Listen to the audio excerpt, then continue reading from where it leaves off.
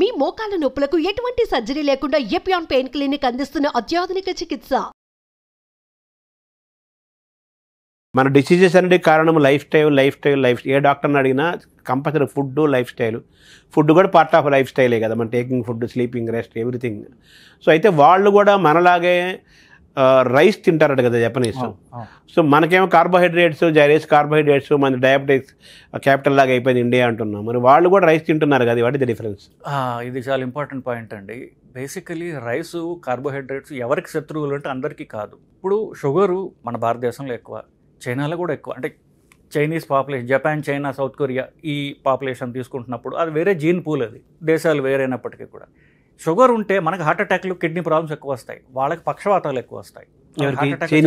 Chinese population, China, Japan వాళ్ళకి పక్షవాతాలు ఎక్కువ వాళ్ళకి. సో వాళ్ళకి రైస్ అంత డేంజరస్ కాదు. మన కార్బోహైడ్రేట్స్కి మన శరీరం, సౌత్ ఏషియన్ పాపులేషన్ అంటే మొత్తం పాకిస్తాన్ నుంచి బంగ్లాదేశ్, కొంచెం బర్మా ఈ టైప్లో వరకు కూడా ఇది కార్బోహైడ్రేట్స్కి మనకి ఫ్యాట్ కింద కన్వర్ట్ అవుతుంది. మనం సన్నగా ఉన్నప్పటికీ లోపల ఫ్యాట్ ఎక్కువ ఉంటుంది.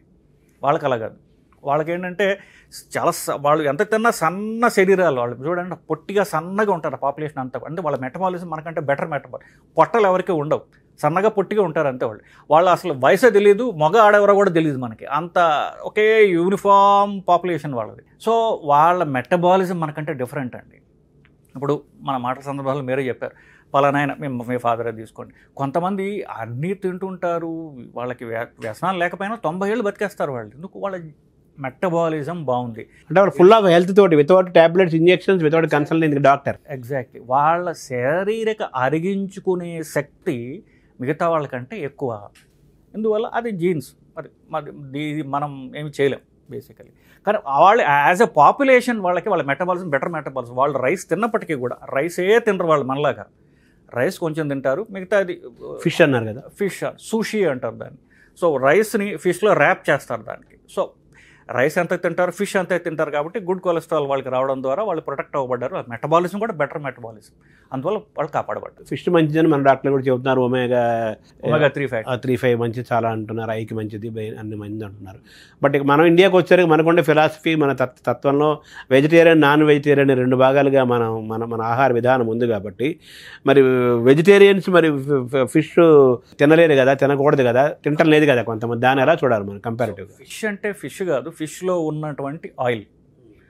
ఆ ఫిష్ ఎక్కడ, ఆ ఫిష్ పోయి సముద్రంలో ఉన్నటువంటి మొక్కల్ని తిని, క్రిల్ అంటారు దాన్ని, ఆ మొక్కల్ని తిని ఆ మొక్కల్ని దాన్ని తిండి కింద తీసుకుంటుంది, దాంట్లో ఉన్నటువంటి ఆయిల్. సో ఇప్పుడు అదే ఆయిల్ వచ్చేసింది, క్రిల్ ఆయిల్ అని ఉంది, ఒమేగా 3 ఫ్యాటీ యాసిడ్స్ అనేటువంటి ఆయిల్ ఉంది. So course fish liver oil అని కూడా ఉంది బేసికలీ. సో మీకు ఫిష్ తిన్నప్పుడు ఫిష్లో ఆయిల్ తీసుకోవచ్చు. అది కూడా నాకు యానిమల్ తిన్నట్టుగా ఉంది అనిపిస్తే డైరెక్ట్గా ఒమేగా 3 ఫ్యాటీ యాసిడ్స్ అంటే ఏ మొక్క నుంచి అయితే ఆయిల్ వచ్చిందో ఆ మొక్కను తీసుకోవడం, ఆ మొక్కలో ఉన్నటువంటి ఆయిల్ తీసుకోవడం ద్వారా మనకు అంతే హెల్త్ బెనిఫిట్స్ మనకి వస్తాయి. So omega 3 fatty acids, krill oil ఇవన్నీ కూడా తీసుకోవచ్చు. ఫిష్లో ఒమేగా 3 ఫ్యాటీ ఆయిల్ అది ఉండడానికి కారణము, ఫిష్లో ఉండడానికి కారణం అది తినే మొక్క, అది క్రిల్ అనేటటువంటి సముద్రంలో ఉన్నటువంటి మొక్క. ఆ మొక్క మనకి అవైలబుల్గా లేదా? అది సముద్రంలో పెరుగుతుంది, ఆ మొక్కల్లోంచి ఆయిల్ డిరైవ్ చేస్తారు, క్రిల్ ఆయిల్ అని దొరుకుతుంది మాట. ఇప్పుడు మన యూసేజ్ పెద్దగా ఎక్కడ కనిపించట్లేదు కదా, ఎక్కడ లేదు బేసికలీ. బట్ ఇది సైంటిఫిక్లీ ప్రూవ్. దీపక్ భట్ అని ఒక ఆయన హార్వర్డ్ యూనివర్సిటీలో, ఇది దీని గూగుల్లోనే ఉంటుంది, చూడొచ్చు మీరు. ఆయన నేను కలిశాను కూడా బేసిక్గా. ఆయన ఇండియా వచ్చి కొన్ని కాన్ఫరెన్స్లో ప్రజెంట్ చేశారు కూడా. ఆయన he did a lot of research and preventive cardiology, block రాకుండా ఏం చేయాలి అని దాని గురించి. దాంట్లో భాగంగా ఈ ఒమేగా 3 ఫ్యాటీ యాసిడ్స్, ఇక డిహెచ్ఈ అనేటువంటి సబ్స్టెన్స్, ఇవన్నీ కూడా రీసెర్చ్ ద్వారా కనుగొనబడిన తప్ప ఇదేదో ఒక భావజాలం నుంచి వచ్చింది కాదు. సో ఇప్పుడు మనము రకరకాల ఆయిల్స్ వాడుతున్నాము, మనం ఆయిల్స్ ఇంటేక్ తీసుకుంటే ఇంగ్రీడియంట్స్గా మార్చుకుంటే దాన్ని మార్చుకుంటూ వస్తున్నాము in the interest of the health. అందులో భాగంగా మీరు చెప్పిన ఈ ఒమేగా ఫ్యాటీ యాసిడ్ల మూలమైన ఆ గ్రిల్, ఆ మొక్కని మనం ఆయిల్గా మలుచుకోవటంలో మనం ఎందుకు వెనకబడుతున్నాం? అంటే అది కమర్షియల్ చేసే అంత ఇంకా ఇంట్రెస్ట్ లేదు వాళ్ళకి. అంటే ఇప్పుడు ఆ సముద్రం నుంచి ఎక్స్ట్రాక్ట్ చేయాలి, అదే బయట మనం పెంచుకోవచ్చు కదా. కొన్ని సముద్రంలోనే ఆ మొక్కను ఎక్స్టెన్సివ్గా పెంచడం ద్వారా దాని నుంచి ఆయిల్ తీయడం ఎట్లా, ఇట్లాంటిది ఇంకా అది ఆ టెక్నాలజీ ఇంకా డెవలప్ చేసుకోవట్లేదు మనం ఇంకా బేసిక్గా. సో దాని కానీ మనం ఆ సముద్రంలో ఉండే ఆ మొక్క, ఆ గ్రిల్ను బయటికి తీసి వాటిని పెంచి దాన్ని ఆయిల్ ఎక్స్ట్రాక్ట్ చేసి ఆయిల్ మనం వాడుకోవడం కానీ మొదలు పెడితే అందరికీ కూడా, వెజిటేరియన్ అందరికీ కూడా ఒమేగా 3 ఫ్యాటీ ఆయిల్ అందుతుంది.